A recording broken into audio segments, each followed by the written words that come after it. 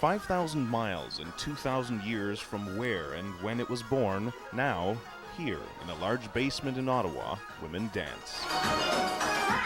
Their gyrating hips and breasts revive the ancient intersection of eroticism and religion. This is actually how belly dancing began. Women from the temple would gather in secret and dance, not for men, but for each other. It's not only an art, but an act of worship. And many of these women are here to learn how to worship themselves. I used to wear the big t-shirts that hid everything, and then I realized, well, I can't really see anything if I wear the big t-shirts, and now I'm, no sleeves and showing off the belly a little bit. Natalie would be the first to admit it. She was never cut out to be a ballet dancer. I kind of lack coordination and balance. So she flipped through the pages of the phone book. Listed a little further down from ballet dancing is belly dancing. The rolls on my stomach actually serves a purpose, so, it's kind of, I think it was a self-confidence booster, really. These women are school teachers and public servants and real estate agents, among the thousands of Ottawa residents who are looking for some excitement in their spare time. You don't have to be an athlete to learn a new hobby. Just check out one of the dozen community centers in Ottawa. Kathleen has been singing in the shower since she was 5. 20 years later, she decided she would finally learn how to do it right. And I sing at home all the time, and he thinks I have a really good voice, but I think he has to say that. Yeah, he does, or else I get mad at him. But I think he gets used to it over the years now, and he wants me to go close the door and go somewhere else. While she's honing her pipes, a couple of miles away, a young man is strengthening pipes of his own at the Boys and Girls Club. I would slow down a little, especially slow. I just need to get big. I'm kind of small. Mustafa may be small, but he's only 14. Just you wait, ladies. This healthy hobby will pay off in the long run. Sometimes it's good when you come in a place like this and you have someone who's willing to work with you and give you the free time. If you don't, you can't pay for it, and he's there to help you out. It's much more rewarding, to work in this sort of environment in which, underprivileged youth is so focused on.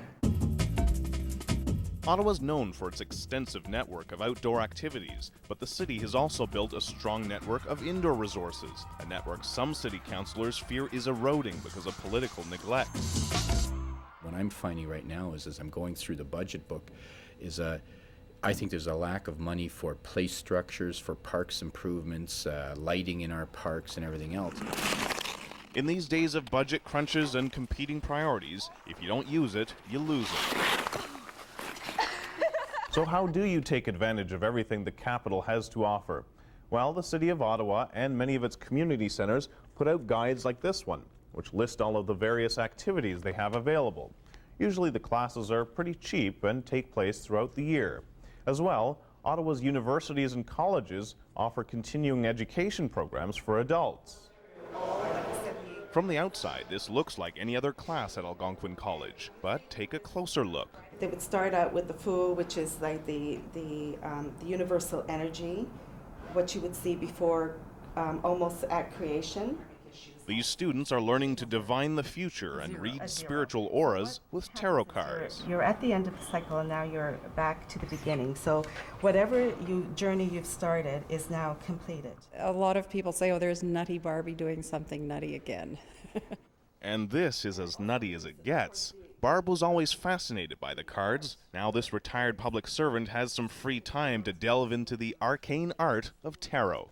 Human beings use less than 10% of their brains, so I'm interested in finding out what's happening in the other 90, and I think that this is a way to do that. Courses vary every year, depending on what's hot and what's not, and these days, nothing's hotter than hip-hop. Megan's here because she wants to dance more like Janet Jackson and less like Elaine from Seinfeld. Sweet fancy Moses. I have no movement at all.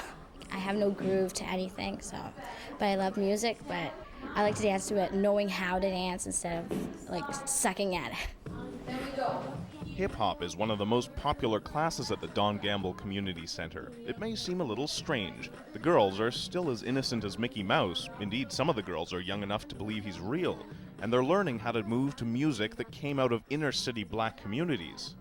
So again, you go throw, open, here, and drop. Again, throw, open, down, down. To them, hip-hop is attractive because you don't have to be svelte or athletic, just motivated, like Megan.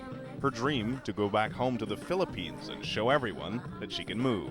So when we go to the Philippines, I can actually dance instead of just watching my cousins dance. And that is, in the end, the point of it all. Our leisure activities help us to realize our childhood dreams, or perhaps the dreams we never even knew we had. In the happy world of leisure, nothing is forbidden, everything possible. Those with no voice can sing. Those with no groove can dance.